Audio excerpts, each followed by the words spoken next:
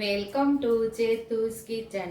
આજે આપણે બનાવીશું કેરીની ચટપટી મસ્ત એવી ચટણી બનાવશું। તો એના માટે આપણે 2 કેરી લઈ લીધી છે, અહીંયા લીલા ધાણા લીધા છે, 4 લીલા મરચાં લીધા છે, 8 થી 10 કળી લસણની લીધી છે, 1 ઇંચ આદુનો ટુકડો લીધો છે અને અહીંયા ફુદીનો લીધો છે।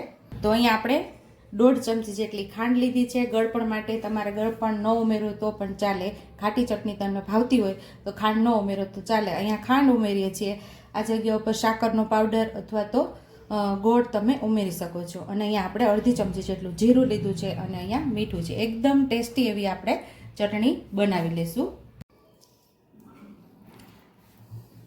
અહીંયા આપણે ઝીણી ઝીણી ગોટલીનો ભાગ કાઢી લીધો છે અને નાના નાના ટુકડામાં આપણે કેરીને સુધારી લેવાની છે ડાયરેક્ટ મિક્સર જારમાં।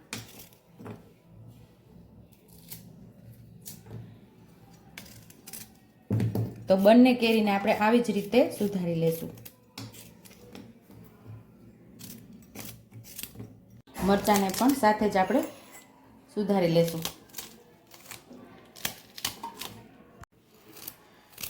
આદુ પણ કટકી કરીને ઉમેરી દેશું।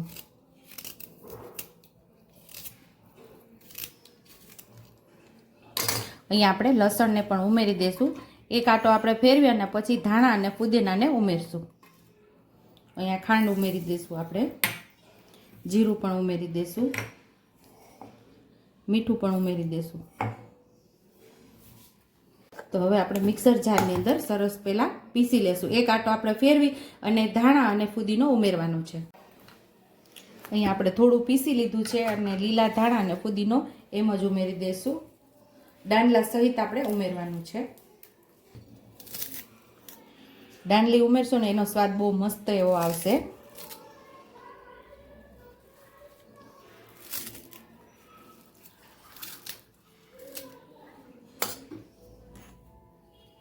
અહીંયા ફુદીનો પણ આપણે ઉમેરી દઈશું। બધો ફુદીનો આપણે ઉમેરી દેવાનો છે, પાછો આટો ફેરવી લેશું નહીંતર આમાં સમાશે નહીં। તો અહીંયા આપણે ચટણી તૈયાર થઈ ગઈ છે, મસ્ત એવી ટેસ્ટી ગ્રીન ચટણી તૈયાર છે। સર્વિંગ બાઉલમાં હવે આપણે સર્વ કરી દઈશું। અહીંયા આપણી ગ્રીન ચટણીની અંદર કોઈ પણ જાતનો ફૂડ કલર ઉમેર્યા વગર મસ્ત એવી ખાટી મીઠી ચટાકેદાર આપણી ગ્રીન ચટણી તૈયાર છે। આ મારી ફ્રેન્ડની રેસીપી છે। આ રેસીપી મારી નથી, મારી ફ્રેન્ડે મને કીધેલી કે અત્યારે કેરીની સિઝન છે તો તું આ ચટણી બનાવજે તો બહુ મસ્ત લાગશે। તો ટેસ્ટમાં પણ એવી મસ્ત છે, તમે પણ એકવાર ટ્રાય કરજો અને મને કમેન્ટ બોક્સમાં કમેન્ટ કરજો કે આ ચટણીની રેસીપી તમને કેવી લાગી છે।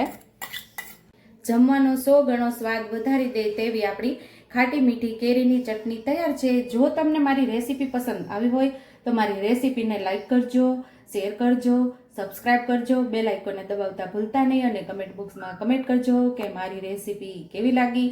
તો આવજો।